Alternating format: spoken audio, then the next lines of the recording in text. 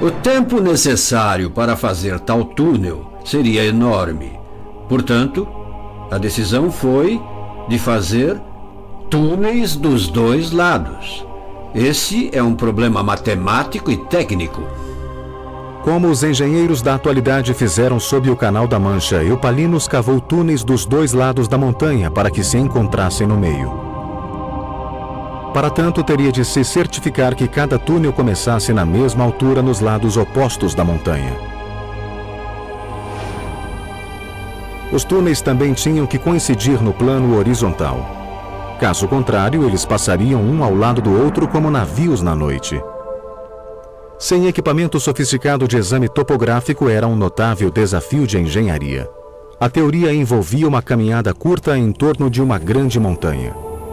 Simulando um caminho da fonte para a cidade em curtas linhas perpendiculares, Eupalinos podia medir cada pequena extensão para calcular dois lados de um triângulo retângulo.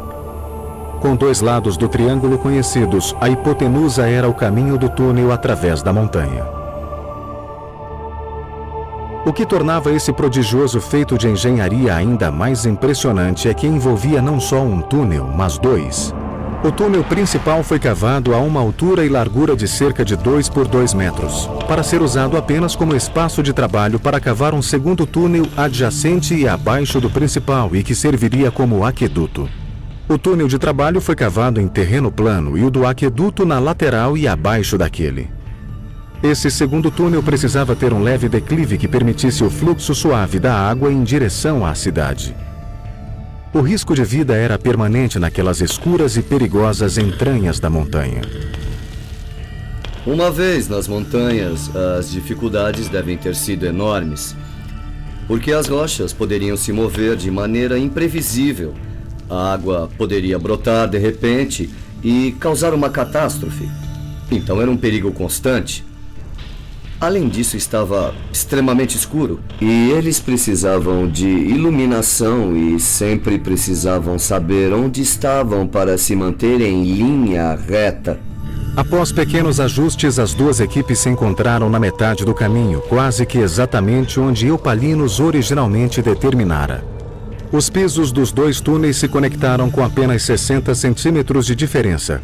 Uma discrepância de menos de 1% do comprimento de 1.066 metros do túnel. Esse impressionante feito de engenharia pode ter sido o momento luminoso do reinado de Polícrates. Mas sua sorte política não seria tão brilhante. O governador persa, na costa da Ásia Menor, decidiu que aquele grau de autonomia que Polícrates desfrutava não era apropriado para o desenvolvimento do poder persa.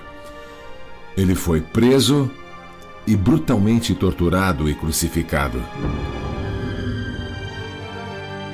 Polícrates foi apenas um entre muitos tiranos que governaram as cidades-estados da Grécia Antiga entre 800 e 500 a.C. O poder de poucos sobre muitos era a única forma de governo que os humanos conheciam. Mas isto estava prestes a mudar. A cidade-estado de Atenas mudaria o curso da história. O líder visionário que faria isso acontecer se chamava Péricles. Seu legado seria um monumento eterno da Acrópole ateniense que se ergueu acima das nuvens.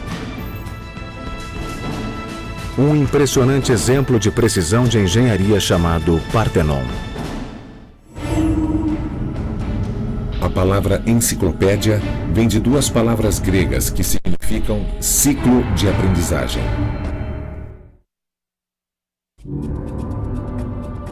Em 480 a.C., quando Temístocles derrotou os persas na Batalha de Salamis, ele salvou não só Atenas, mas também sua jovem democracia que nascera há 25 anos.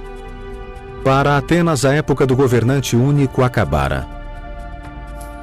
Atenas era rica em poder militar, tesouros, tecnologia e ideias. Estava pronta